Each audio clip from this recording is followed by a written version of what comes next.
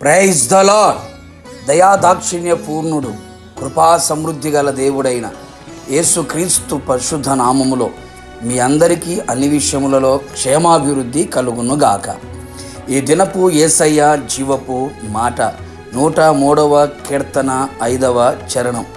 మేలుతో నీ హృదయమును తృప్తిపరచుచున్నాడు. యేసయ్య చేత పిలువబడి ఏర్పాటు చేయబడి ఆయన సన్నిధిలో చేర్చబడి ఆయన మందిరములోని మేలు చేత తృప్తి పరచబడి వాక్యముతో ఆత్మతో బలపరచబడి ఆత్మలో వర్ధిల్లుచు ఈ ఆత్మీయ యాత్రలో యేసయ్య ప్రేమ చేత నడిపించబడుచున్న వారలారా, మనలో నిత్యము ప్రేమించే యేసునాథుడు మనకు మేలు చేయు దేవుడే ఉన్నాడు.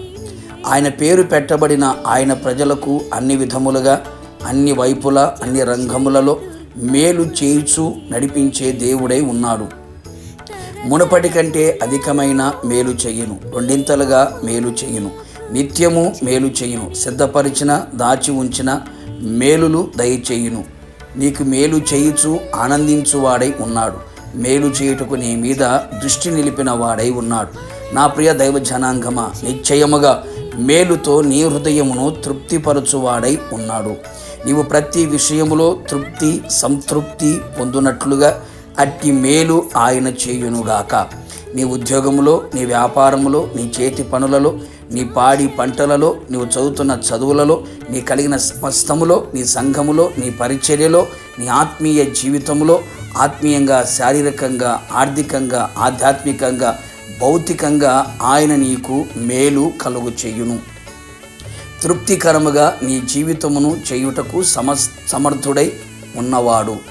రాబోవు కాలములలో నీకు మేలు కలుగును అని నమ్మిక ఉన్నది కదా. నా యేసయ్య యందు విశ్వాసముంచుము, నీ క్రియ సఫలమగును. నీవు దేవుని యందు భయభక్తులు కలిగి ఆయన త్రోవల యందు నడుచుకొనుచు ఉండిన ఎడల ఆయన నీకు మేలు కలుగు చేయును. అది ఏదనగా నీ చేతుల కష్టార్జితమును అనుభవించదవు. అప్పుడు నీవు ధన్యుడవు, నీకు మేలు కలుగును.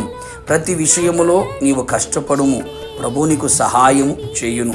నీ చేతుల కష్టార్జితము నీవు, నీ భార్య, నీ పిల్లలు, నీ కుటుంబం అనుభవించున్నట్లు మేలు చేయును.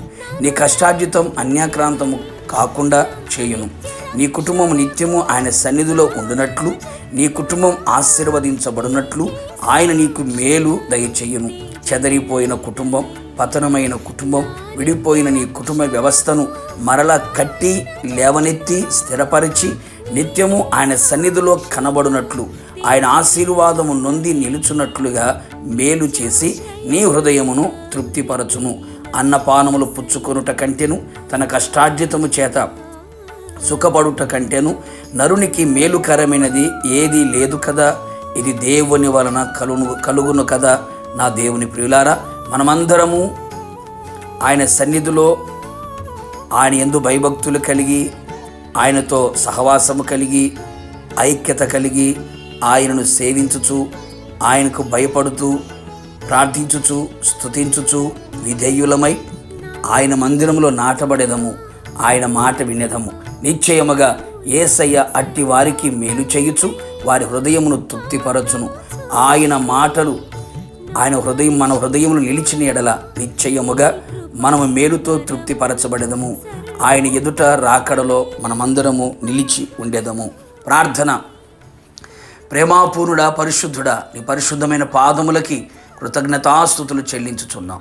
నమ్మదగిన దేవుడవు, మంచి దేవుడవు. నిన్ను ఆశ్రయించి నీ పాద పద్మములపై నిలిచి, ప్రభా నీవే మాకు సర్వస్వము, నాకు దిక్కు అని నీ పేరు పెట్టబడిన నీ జనులకి మీరు మేలు చేసే దేవుడవై ఉన్నావు. అందును బట్టి స్తోత్రాలు. మేలు చేత ప్రతి హృదయము తృప్తి పరచబడినట్లుగా మీరు సహాయము చేయండి ప్రభువా. మీరు మేలు చేస్తే తండ్రి దాన్ని ఎవరు కీడుగా మార్చలేరు గనుక ప్రభువా, నీ ప్రజల ఎడల మీరు చేయదలిచిన మేలులన్నీ కూడా సమృద్ధిగా మీరు దయచేసి మీ నామాన్ని ఘనపరచుకోమని, నీ ప్రజలు మేలుకరముగా కనబడినట్లుగా కృపదయ చేయమని యేసు నామములో అడిగి పొందుకొని ఉన్నాము తండ్రి. ఆమెన్. నిశ్చయముగా మీరును మీ కుటుంబ సభ్యులందరూ ఆయన వలన మేలు పొందుచు మీ హృదయములు తృప్తిపరచబడును గాక. God bless you.